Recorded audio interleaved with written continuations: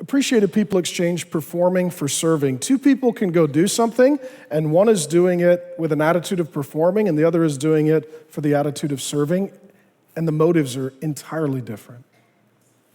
What we see here is Paul is not, he's not performing. He doesn't talk about, and enjoy this book of the Bible that I've written for you. And by the way, I am in prison for the Lord. That makes me varsity. And all of you who got saved, you're welcome. Please come visit. It is lonely. Bring a sandwich. Make it a ham sandwich. Now they're new covenant. Please visit me with a ham sandwich. He's not performing. He's not telling us all the things that he's done.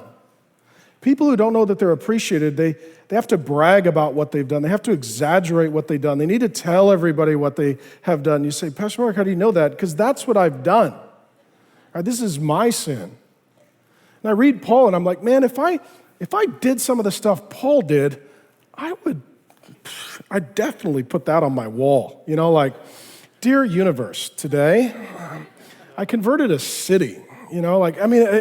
And here's the photos of the riot. You're welcome. But he doesn't do that. He's not performing, he's serving. Two people can be very ambitious and very fruitful, and their attitudes can be very different. Say it this way. Knowing God appreciates us allows us to exchange our performance for service.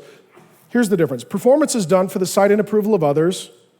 Service is done knowing that God is watching and approving whether or not anyone else is.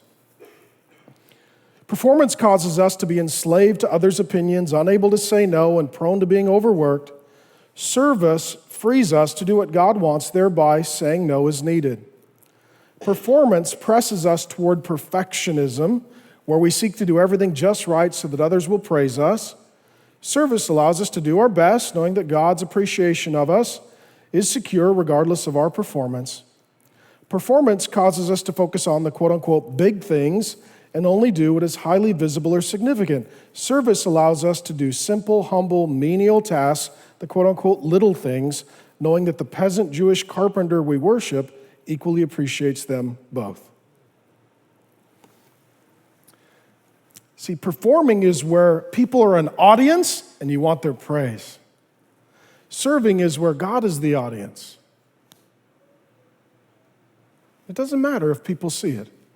It doesn't matter if people know. Some of you moms really struggle with this, don't you? I had my career. Now I became a mom, and now so much of what I'm doing is very simple and no one's watching, and we don't get awards for this.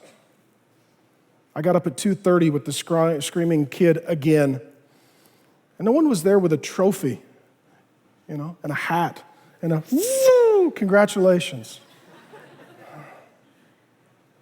Jesus is. He appreciates it. And if it's performing, it's not enough because the audience isn't big enough. If it's serving, it's enough because the audience is one. Do you see the difference? Changes things. What it means is, friends, we could stop using people for our praise, and we could start loving people for His praise.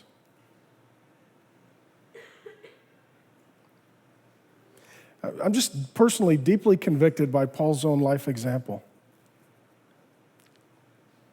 That he's just serving, he's always serving. He's in prison serving his church. How many of you, if you went to prison, you'd feel like you should get a day off? Like, you know what? I used to really pray for the church, but I'm in prison now. Not Paul. Paul says it elsewhere. I think it's to the Corinthians. He says, his resume is this, beaten, shipwrecked, homeless, left for dead, adrift on the open sea, 39 lashes, left for dead. Then he has this little line, and only if you love the church does it really make any sense. And he says, in addition to that, my constant concern for all of the churches. He loved the church, and he was worried about the church, and he was concerned about the church. And he says, here's the hardest stuff in my life, but what keeps me awake at night is the well-being of our church.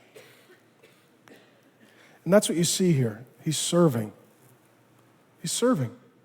He's not performing. There's no audience. He's in jail. This isn't a stadium. This is a jail cell. How about you? Would you say that your life is marked primarily by performing or serving? Jesus says that he is a servant. He's come not to be served, but to serve. That's different than performing. Paul opens most of his New Testament letters by saying, Paul, here he called it an apostle, but elsewhere he calls himself a servant of Jesus Christ. You could see two people doing the same thing, and God sees the heart and sees that there are very different motives between serving and performing.